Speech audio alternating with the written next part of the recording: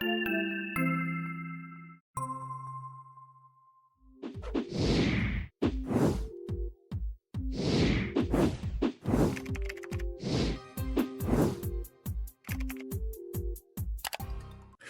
back, Richard. It's good to see you. Nice to see you too. Good morning. Good Looking morning. forward to another wonderful day. Absolutely, absolutely. Though the topic we're going to touch on today is not such a wonderful thing. Now, Right. May is Mental Health Awareness Month, right? And we haven't really focused on that as we've been going through this month. But we're going to talk about Mental Health Awareness Month in an interesting way, and maybe not a direct way, because we are going to talk about something that is often associated with mental health, and that is, violence and aggression, and especially mass shootings. And we've had found some very interesting and troubling statistics that we had not realized. And we're going to talk a little bit about that, and how, even though we kind of associate it with mental health issues right away, there may be some other ways to think about some of these aggressors, think about them in a different way, and maybe look at some other factors that contribute to it. That's right. You almost want to begin, as you introduce the topic, you almost want to begin, well, this week's mass shooting, because it seems like there's one every week. Well, actually, much to our surprise, there have been 198 mass shootings so far this year. Mass shooting is 4 or more victims. Which is insane, because of course we've all heard about the most recent in Buffalo, and that's right. the most the deadliest. That's the deadliest, right? Mm-hmm. The most victims. But you say the mass shooting of the week. There are actually 10 mass shootings, because this year is 19 weeks old. Right. And there's been 198. It boggles my mind, because you don't hear about the others. We all heard about Buffalo, and there's been a few others, but we all heard about Buffalo because Buffalo, that's been the deadliest. There were 11 people were killed, and 3 or 4 were injured. And that happened in about a week ago, May 14th. This time it was in a grocery store, and the victims ranged in age from 20 to 86. So every time we have one of these mass shootings, there seems to be this similar response. There's initial shock, oh my gosh, and then public officials get up and offer thoughts and prayers. But then there's 3 questions. The first question is, who would do something like this? Everybody says, who is the person? Why do they do it? And the final question is there any way to prevent these shootings from occurring? And what we want to talk about today is why they're occurring, and particularly, is there any way to prevent them? Right. So in this case, the suspect, I don't think he's just a suspect. I mean, he's the person who did it, is a young kid, 18 years old. I guess he's old enough to vote now, but he can't buy cigarettes or alcohol. I mean, 18 years old, is Peyton Gendron. And he had to drive 2 hours to get there. So it took some effort. But in this case, we do have a motive. Right. He left this document. Right. Yeah. And this isn't novel. I mean, we've had situations in the past where people who have committed, mass violence and mass shootings who've left some type of manifesto or some type of writing of some sort. And so, and of course, he had an 180-page document that shows racism, anti-Semitic beliefs, anti-immigrant beliefs, and wanted to, in his sort of desire to drive anyone of non-European descent out of the United States. Right. It just, you keep thinking that those days are behind us, and you realize that they're not.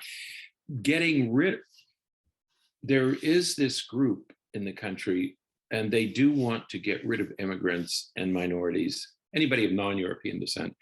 And it's called replacement theory. The motivation here is called replacement theory. And it is that people in our country are being led to believe that that the white people, I almost said white voters, because it has become a political issue now, but that white people are being replaced by people of color. Okay, and so to prevent that from happening, we have to get rid of the people of color, either by killing them or by frightening them to where they move and go someplace else. Okay, Right. so it's called replacement theory, and there's a whole article. If you're interested in replacement theory, we have one of the articles posted. It's from CNN that explains replacement theory, which became popular.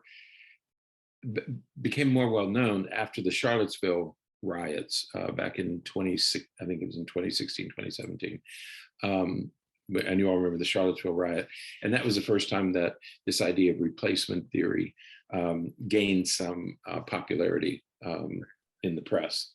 Right. And with this particular shooting, 11 of the victims were African American. And while, we can try to understand replacement theory and all of that, it's really still pretty difficult to understand what turned, Peyton into a killer, what. Yeah. And I think we know why he did it. I mean, it's obvious. I mean, he explained very clearly why he did it. He's a believer in replacement theory, but it doesn't explain why this particular 18-year-old turned into a killer. And that becomes the issue. So, and even though we have this 180-page explanation for what he was doing and why he did, we still don't know what causes someone to think this way, what causes someone to believe this way. And even if you think that way and believe that way, because there are many more people who think and believe that way, but they don't turn into shooters, they don't turn into aggressors in that way. I think we have to pause just as we're starting this conversation and say, there's not going to be a particular answer that's going to say, this is why people do this kind of stuff, or this is why a person can have these beliefs and turn it into such a violent and aggressive act. We don't know why. And if we did, it would be great. But then we would sort of be getting into this situation where we're trying to anticipate and trying to prevent something, which would be great again, but there are so many factors involved that there's just no algorithm that we can use to adequately predict what's going to happen. That's right, because if you remember the shootings in the elementary school in Connecticut, Newtown, Connecticut, you said, well, those were first graders, so that's not critical race, it's not race, it's not replacement theory, but again, we have the same question of what happened to this person and I think the essential question is, yes, you can be angry, but what turns a person violent? And I think the issue here is when the aggression becomes lethal violence, and what change occurs that results in lethal violence. And if we understood that better, we might be able to prevent some of these shootings from occurring. Right. So in 2019, Jane Stevens wrote an article called "The Myth of Motive in Mass Shootings," and I think that really kind of gets to the point, and that is, we always want to know why something happens, and so thus we're looking for a motive, right? And so we may know why a particular event happens, like this one in Buffalo. We know why it happened. We know what he was trying to accomplish. But it still doesn't answer the critical question of what gets a person to the point where they behave that way. And that point that Jane Stevens was trying to get to is that it's great to know the motive, but it doesn't explain the roots of why they happen. That's right, and that's what she brought to light in the 2019 article. The 2019 article was written shortly after a mass killing, I think in Australia. A guy went into several mosques and began killing Muslims in Australia, and she was writing in response to that shooting. And there was one in the United States, but one in Australia, and she said that to go after the motive when we're trying to look for a motive, she said that's not going to provide anything. She said it's the wrong question for and it's going to lead to the wrong response. And she said what we have to do is get to the roots of why a person would become, or how a person becomes becomes a killer,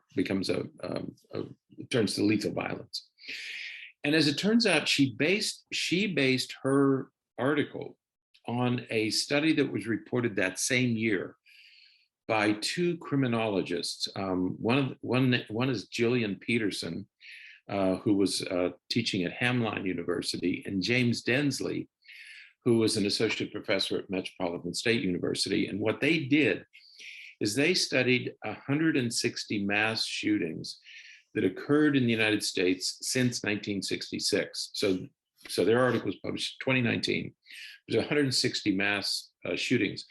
And we posted their article in the show notes. And what they found was that the shooters, and this is interesting because when we do, when we report, and we've reported on it before, the profile, the FBI profiling, it's always a white male between the ages of 18 and 25. And so you have this sort of composite. But these two took a much deeper look into it and found that there were a number of factors that were common to the mass school shooters. They focused on mass school shooters. And of course, as you might expect, a large number of the mass shooters had high risk factors for violence, of course. Right.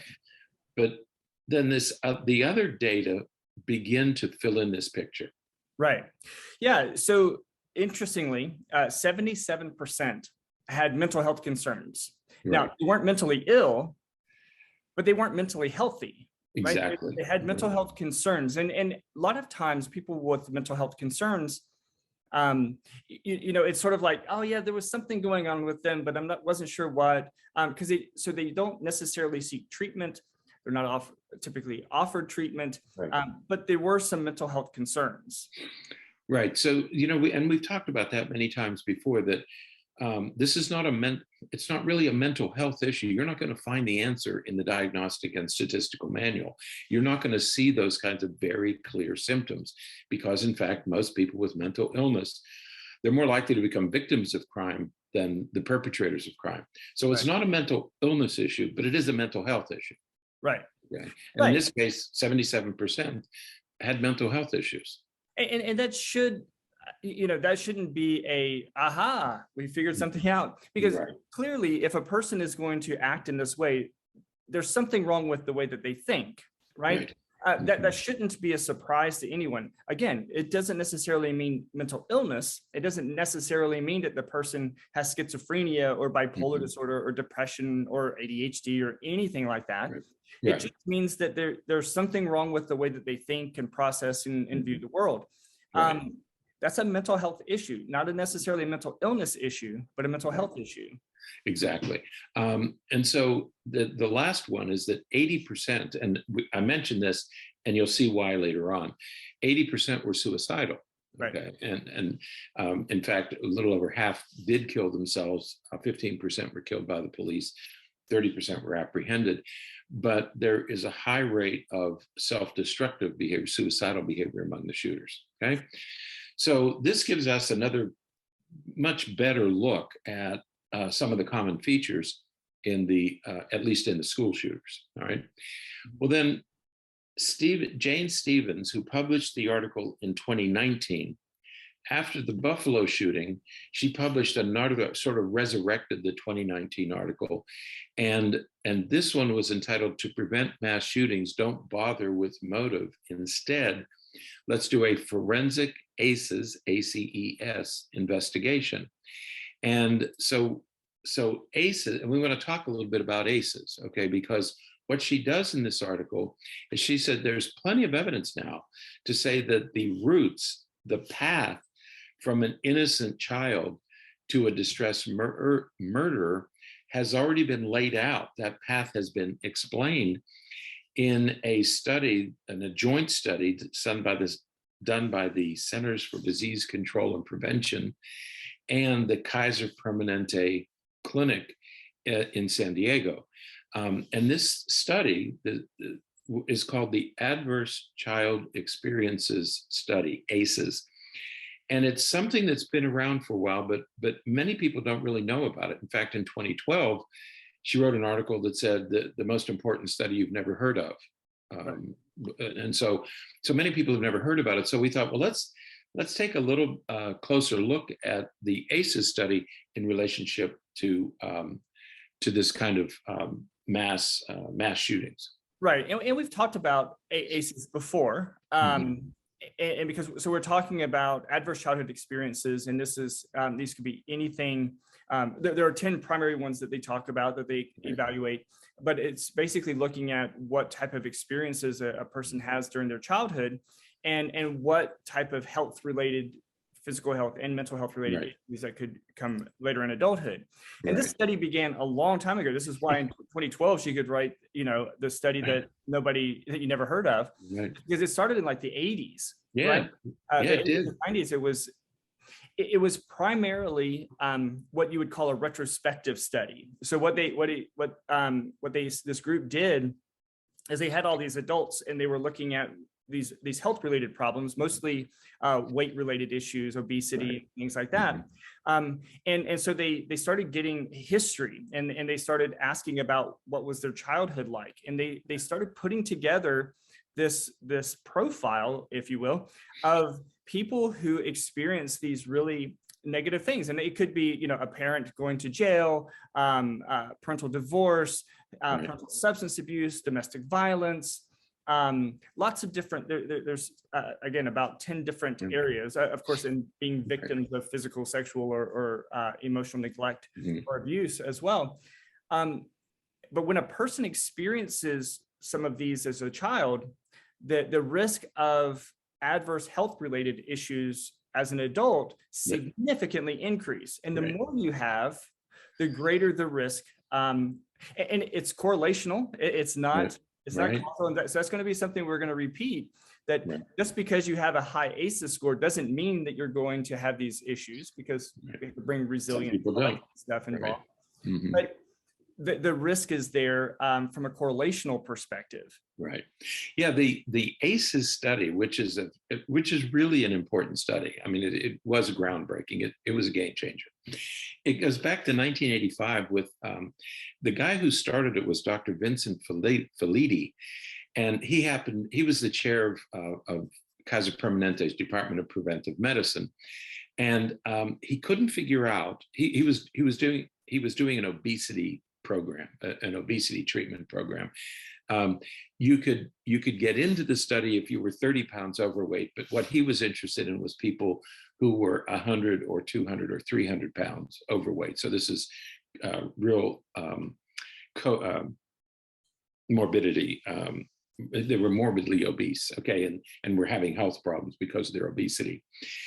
And it was quite by accident, because what he did is he couldn't figure out why people they'd sign up for the program, they would be successful in losing weight, and then suddenly they would drop out.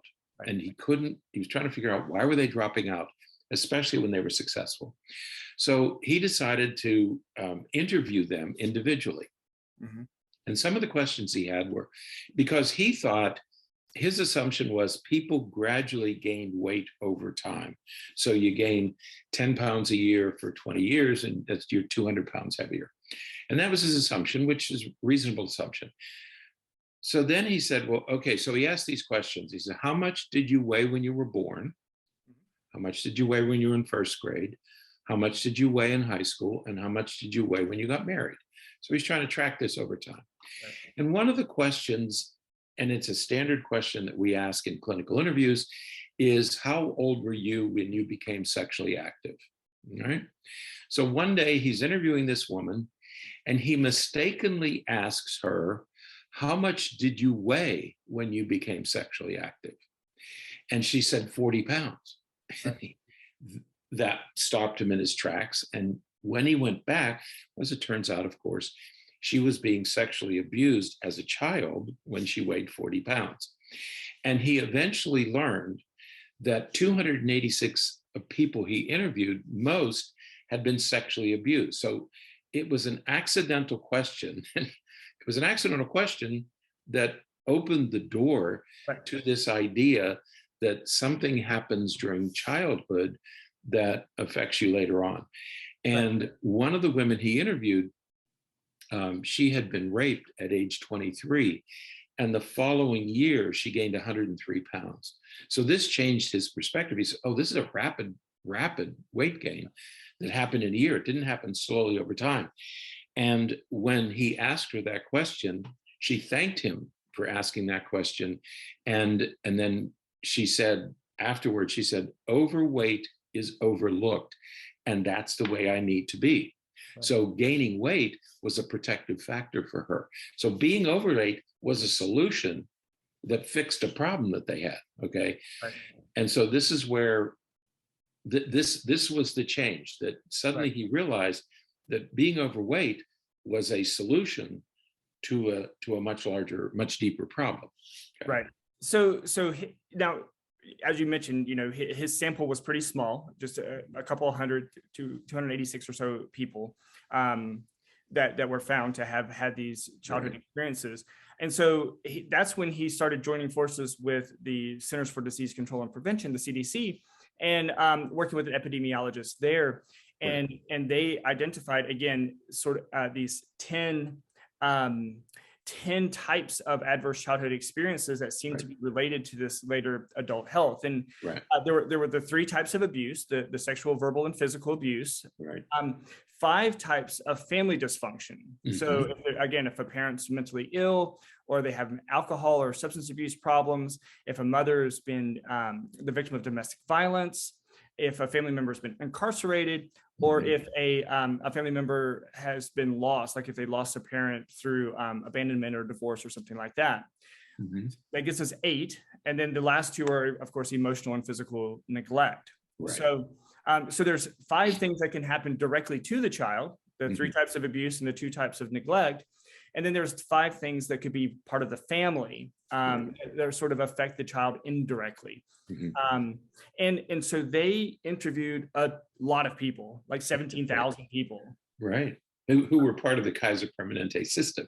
They were right. patients in the system. And because what happened to Filiti when he first started presenting his results of several hundred patients, other professionals were saying, well, this really doesn't tell us very much. This is your sample, which is very small. And so that's when he joined forces with CDC. CDC said, well, no, if we join together, we can do a much larger study. And so the CDC, the epidemiologist at CDC did a lit search and said, okay, here, these seem to be the 10 factors that are related. And so they took those 10 issues and went out to California, and they began interviewing these 17,000 patients. I think they initially interviewed 26,000, and of the 26,000, a little over 17,000 agreed to participate. Now you have a large sample size, okay? Yeah. And they learned very quickly that a person's score in this 1 to 10 system was linked to later health, addiction, and mental health problems. Right. And so the higher your score, what surprised me, and I remember when I first read about this, is that even a score of 4 mm-hmm. is related to poorer health outcomes. In fact, 4 is often used as sort of a cut score. That's the cutoff. If you scored less than 1, 0, 1, 2, or 3, it's like, okay, there's some risk. We'll keep an eye. If it's 4 or higher, then the concern really starts to increase that you're going to have these poor health outcomes, higher risk for addictions, higher risk for mental health problems. But then just 2 more, 6. If a person has 6 or more points on the ACEs score, there's a risk. Again, this is correlational data, but there's a risk for a shortened lifespan of up to 20 years. So we're talking about pretty significant influence here. That's astonishing that adding 2 more risk factors, if you're a child of divorce, okay, if you have a single risk factor, that's more than half the population right there. Right. More than half the population is going to automatically have 1 because of that. Right. But 1 probably isn't going to do much damage. Okay. But when they start to accumulate is when you start to have problems. And as you say, going from 4 to 6 is an enormous change. Right. And what their research did is, so that was the original study. And since then, there have been other parallel studies that have been done. And one of them, and this is when I first heard about this, was done by a pediatrician in San Francisco by the name of Nadine Burke Harris, who went on to do her own research in the effects in children. And what she said is what she told us, because this again was several years ago, was that the fight or flight response, that when you're frightened, when you're threatened, your body produces adrenaline and cortisol. And that's exactly what's supposed to happen. But that's supposed to enter the body and exit the body fairly quickly. When you are exposed to threats on a long-term basis, she said, as she put it, if you're being chased by a bear, you go into fight or flight, you produce adrenaline and cortisol, but then as soon as you escape, then the adrenaline and the cortisol go back to normal, they disappear. And what she said very appropriately, I think, she said, but the problem is when the bear comes home every night from the bar, okay, meaning that a parent comes home drunk. And if you're faced with that every day, she said, now you're getting into significant changes. And she dubbed this toxic stress. And Right. Toxic stress is when a child experiences ongoing encounters, they'll suffer damage to the structure and function of their brain. And Right. And this is where that we often talk about every kid needs that one adult, right? It could be a teacher, it could be a coach, it could be anything. Because what she says is that, as you said, a child experiencing ongoing encounters, causes this toxic stress. But when they don't have a positive intervention that helps the child, if they don't have a positive outlet, a positive experience to sort of buffer the effects of that toxic stress, they're going to experience damage to the structure and function of the brain. There's just no way around that. Right. And what she discovered with children is that in her case, a patient, a score of 4 or more, if they have 4 or more categories of risk, they are 32 times as their learning and behavior problems are 32 times as high as kids who have none. Right. And what she discovered was they have this enormous increase in learning and behavior problems among these kids who have a score, an ACEs score 4 or more. Right? And so these two discoveries, the original ACEs study that associated adverse childhood experiences with later adult health problems, and now you have Harris's study of toxic stress and the effects of toxic stress on children's brain, they combine to show that that there's evidence now that healthy people lead healthy lives and aren't tempted to harm themselves. Healthy people have few or no adverse childhood experiences, and they have many positive childhood experiences, like nurturing parents, a safe environment. If those things are lacking, a different picture emerges. And the picture that emerges is you have these brain changes that result in aggression and anger, and somehow this need to hurt themselves and others. And what happens is they become vulnerable teenagers, needy teenagers who are susceptible to and who are easily groomed and manipulated with these sort of conspiracy theories like replacement theory and other sort of, you have to take action and you're being threatened and you need to do something about it.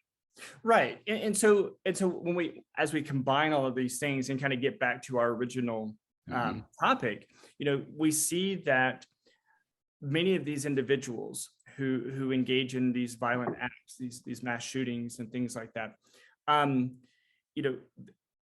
maybe a better thing for us to look at is not necessarily a motive, but let's look at their ACEs scores. Let's look at some of that history. Again, the idea of trying to identify a way to prevent it, you know, that kind of gets to sort of procedural and things that we need to be doing at schools, and we need to be doing in other places where we need to recognize students who are at risk for, you know, or experiencing mental health problems, who are stressed. We're overwhelmed in the schools. And so it's really difficult to, you can see a student who may be a little bit troubled, or students who we know are having really challenging problems at home. And sometimes we do things about that and sometimes we don't. And perhaps the things that we need to do in schools is to develop better strategies for addressing those kinds of issues and seeking and finding and identifying those students and doing something about it. That's right. I mean, when you talk about reducing or preventing this kind of violence, you know, you can make guns less available. People always talk about gun control. Okay, we know all the problems associated with that. Another thing is to control hate speech that appears on social media, and that's something being discussed today about, does a person have a right, or should we allow people just to post whatever they want on Facebook and Twitter and Instagram? And now we have an election cycle coming up, and there's going to be a lot of fear mongering coming from social media about, you know, that we have to be careful about, and people will talk about immigration and LGBT and all these other divisive issues that they want to create fear in people. We need to be careful about how we digest that. But a better solution, as you're suggesting, is let's use the knowledge that we've gained from these ACEs study, and we've had it since 1995. And so let's take this knowledge and let's use that, because that may be a better, more effective way of preventing some of these things. What we do know is that there are certain things that don't work. For example, lockdown drills. And it was pointed out, they said, if in school shootings, the shooter is a student or former student at the school. Oftentimes. So if you have a lockdown drill, you're teaching that shooter where the vulnerabilities are. Right. Okay. So lockdown drills are probably not any good. Suspension, expulsion, having criminal charges probably make it worse, because now you're turning this kid who's already a victim, you're further victimizing him. And the threat of the death penalty, that's what I said earlier about the threat of punishment. There are political figures who have said, well, let's just execute them, or the fear of execution. But that doesn't work because they're suicidal to begin with. Okay. So the fear of death isn't an issue for them. They don't care because they plan to die anyway. Absolutely. And when we think about things that could potentially work, you know, when a person's making a threat, I think that there's two groups that have to really be involved: parents and teachers, you know, because again, we're talking about trying to identify things early. But parents and teachers, parents need to be able to identify signs that suggest that your child is in need of some kind of help. So if a kid is making threats, if they are looking up, you know, scary, dangerous, destructive types of things on the internet, teachers, of course, should be doing the same. If they start to recognize these things, they should see that as a plea for help, not as a, oh my gosh, you know, we need to punish, but we need to see what's going on so that we can help.